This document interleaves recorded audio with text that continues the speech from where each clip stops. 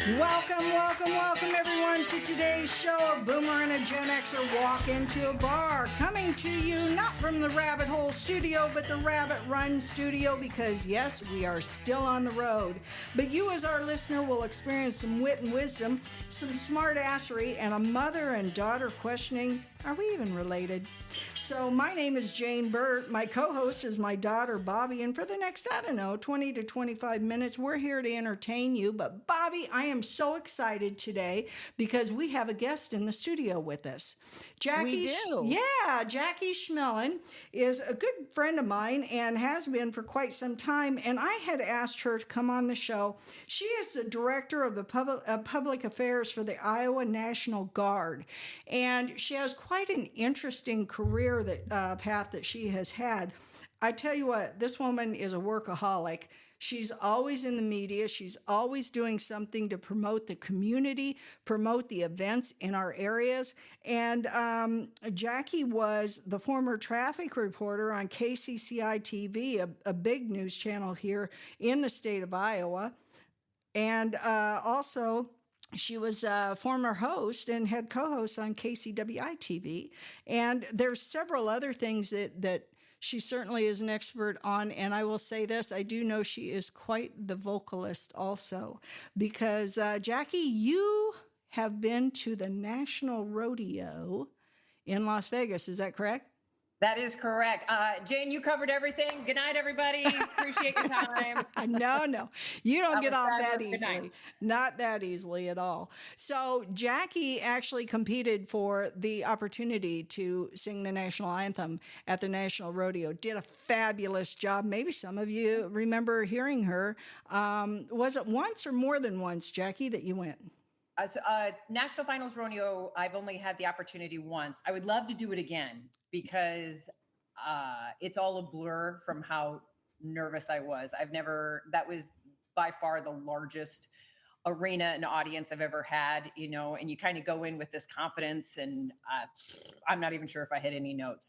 Give me a break. I watched it. I would love to do it again and consciously be there and remember what happened that night. I watched it and I heard you, and you were fantastic. Now, I can imagine how nervous you were, but Jackie is also very much involved in the Playhouse here in Iowa, in Des Moines, Iowa, where she is not only the vocalist there, but she's done some acting there on stage.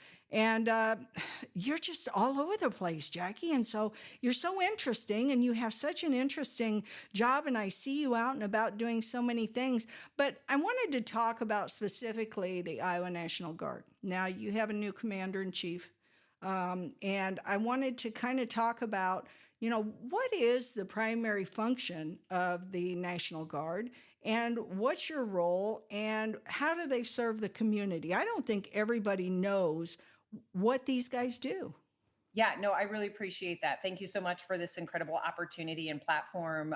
Any opportunity I get to talk about the incredible men and women I get to work with every single day, I cherish. So I work with the Iowa National Guard, which is made up of nearly 9,000 men and women who serve in both the Army and Air Guard here in the great state of Iowa. We have armories or readiness centers in 36 communities across the state of Iowa. And I say that because we're the only military branch or entity that is special in that we serve both state and nation.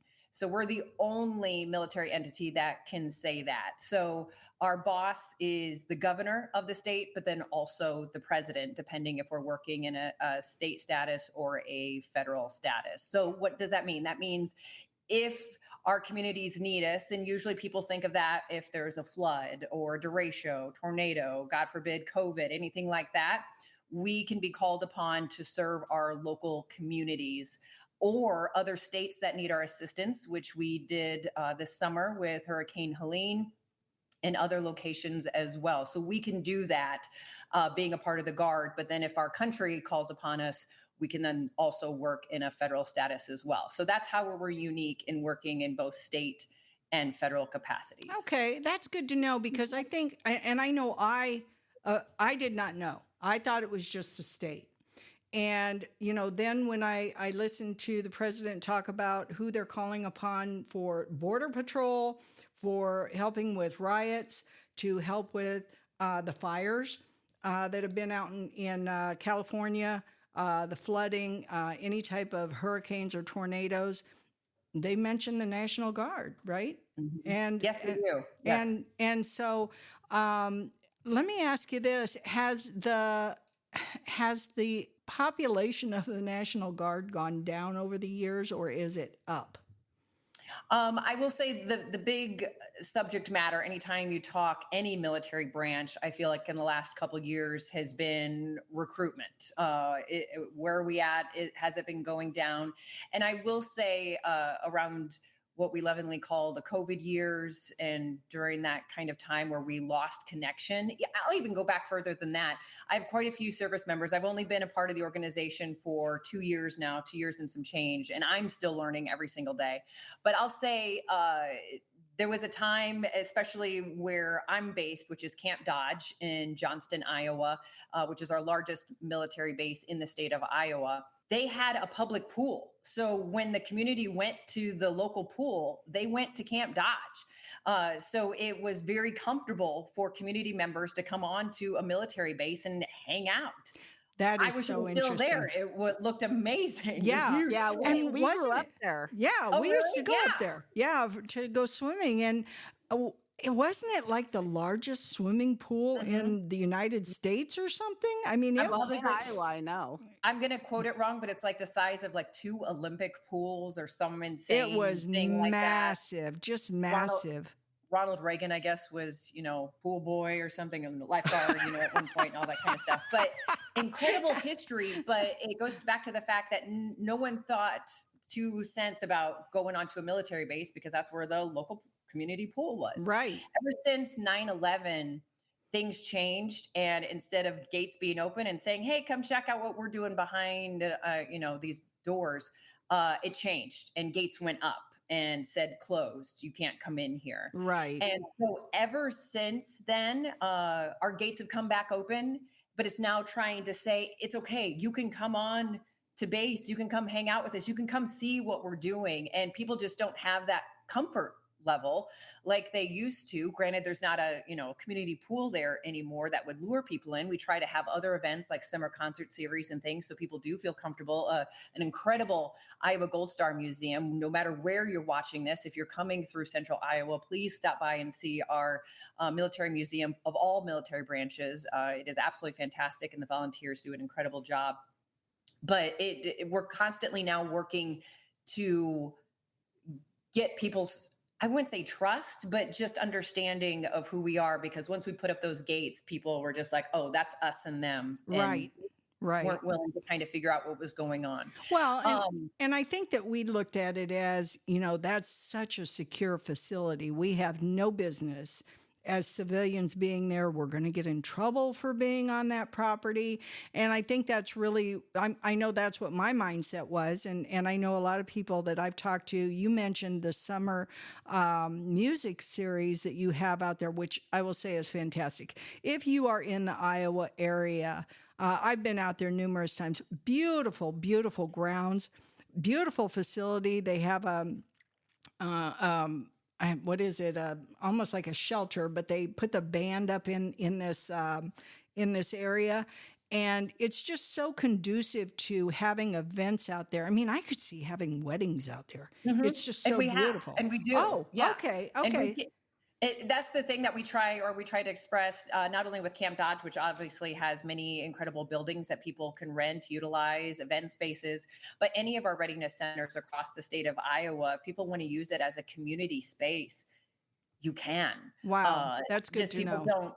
people just don't think of that. They're like, that's them Yep. and this is us. And I don't feel comfortable walking in there because, a person in uniform is going to be like, hey, and it's like, Yeah. and we're trying to change that Yeah, so And that everyone feels I comfortable. know, not only the pool, but back when I was being recruited for the military, they had the base open for where we could go work out.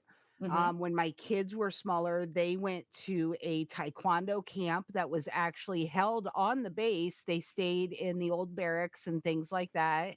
And they had a lot of fun. And I know, COVID kind of screwed it up, but yeah, a lot of it is, reopened and revamped and things like that. And it is it's a welcoming space, where you can just go and, have a family event, have a concert, have some place, that's kind of, and it is kind of central to everybody, us, coming from where we live to meet my family down in Des Moines, things like that. It is kind of just a central space, even to just, meet up in the parking lot that has the tanks and the aircraft in it that you could come see. That's Get always some been a pictures. meeting point. Yeah, it's always been a meeting point, ever since high school. And even now, my son will meet his cousins there, to go motorcycle riding because it's an open space and we all know where it is. The facility itself, I mean, again, if you haven't been out there, I would encourage you to go out, especially for the summer music events that they have. That's really kind of all I know, other than Bobby, I think your uncle used to live on the base years and years Yeah. and years ago. Yeah, that's how But we went swimming is he would get those rolls of tickets and he would give them to us kids and we'd be shh, out there all summer with shh, our you're not friends. supposed to talk about those tickets being given away, Bobby. But it is such a beautiful facility. I mean, just the grounds are it's just kept so beautifully. And you got to be impressed with it when you go out there and see it and just know what you're standing on. I mean, that's kind of part of it too. Now, Jackie, you had mentioned that the National Guard is called out for help for national have since the border patrol has increased and we have had that step up again with the new commander in chief. Has that affected the travel of your particular area, the guard from Iowa? Not at this time. So we have gone down twice on behalf of our governor. So in a state status to assist with security protection at the border, but we have not been asked in a federal capacity at this time. Okay. And then the other, because, you think about it and you think about the deportation too, because they're deporting several illegal aliens that came over the border. And I know here in Georgia, there's been quite a roundup down here. I mean, it's pretty visible, and people talk about it all the time. But the other thing that I wanted to ask about, and this will seem silly probably to you, but I'm going to ask this silly question because I'm a silly civilian and don't know these things. But we had the drone issue, where, oh my goodness, everybody was seeing the drones all over the place and nobody knew anything about it. And then, all of a sudden we have a change in administration and now all of a sudden we do know about it. And was that information, and you can tell me if you can't tell me, that's okay too, but was that information that would get shared with, the staff there? All I can really speak to from the public affairs side is that because we did have a couple of claims that I saw on social media, or people would call in and say, "Hey, I saw something in the sky." I can't verify if they actually did or not. All I know is it was none of our equipment. None Like of we your weren't aircraft. And right. so does We that don't does own the things that people were claiming to see up in the sky. So all I can do is verify that it was nothing from the Iowa National Guard. If anyone thought they saw something up in the sky do related those to that in Iowa. do those types of reports put you guys on a higher alert at all, or it's just informational basically? It's more just informational. If it got to a level of heightened awareness that I needed to be brought into that conversation, I certainly would be, so I could handle any media requests or conversations that were happening. So to make sure, because our boss wants to make sure we're the most honest and truthful organization out there. That's first for him. So we would tell you exactly what we're allowed to say, and we weren't related to it at all. There was no threat of any kind from our stance. So no, it really wasn't anything in our state. I Okay. have a From an Iowa question National for Guard you. perspective. I have a I'm question I'm for sorry. you. Wait a sec. So, I'm sorry, Bobby. I interrupted yeah. her, so I just talked over her. What did you say, Jackie? This last. Oh, sorry. I was just saying from the Iowa National Guard perspective, it was nothing in our state. Okay.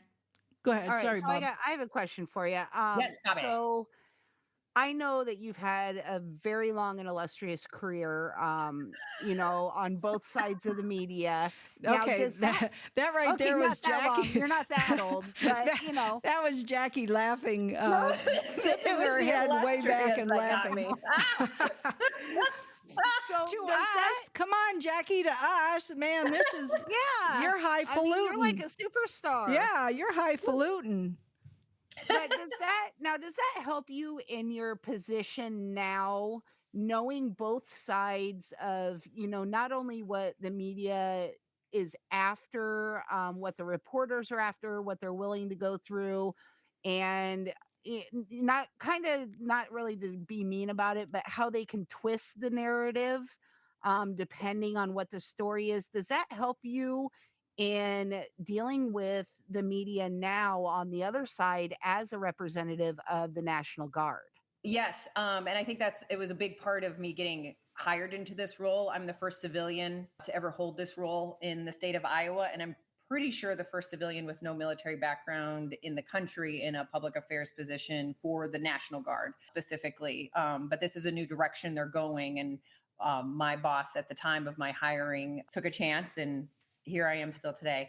But yes, I think a big part of me getting hired was because not only my relationships that I worked really hard to build throughout central Iowa and beyond from my time in broadcasting, but also how to handle the media. And I think the first thing is just to realize that they're not villains. They're not evil people out to get us. I know it can come across that way with a lot of the politics that have been happening over the course of many, many years, but especially across Iowa, it's a very small media world across the country, but especially here in Iowa. Many of them are friends or acquaintances. So it's really easy for me to pick up the phone and have a conversation and know that we're going to be on the same playing field and just having a conversation. And there's no going to be gotcha moments or anything like that. Or I'm just going to be really honest and say, this is what we're here to talk about. And I will give them whatever they want if I'm capable of. I want everybody to know what we're doing. I want people to know the incredible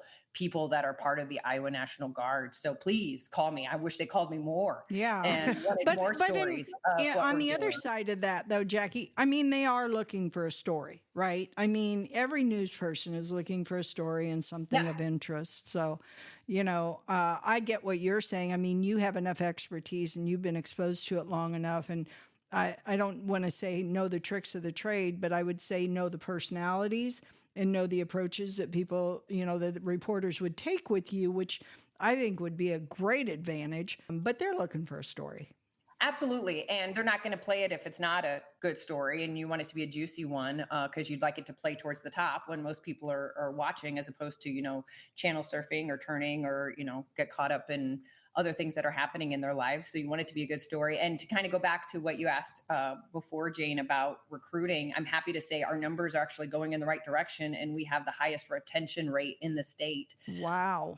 With our people. So I think that verbiage is changing and going in a positive way. So when the usual question from journalists is how's recruiting, that now is becoming a really older question that doesn't pertain to us much anymore because our numbers are going in the right direction. So then it's more like it goes to our training, it goes to our individual soldiers and airmen that are doing incredible things and things like that. It's, it's welcome home ceremonies, it's mission sets that, they're going on, if they're helping our own neighbors in Northwest Iowa with the flooding that happened this past summer. And I'm able to, talk about the incredible work that they're doing, soldiers whose own homes are being affected, but they dropped what they're doing so they can help their fellow neighbor. Those are the stories I'm hoping.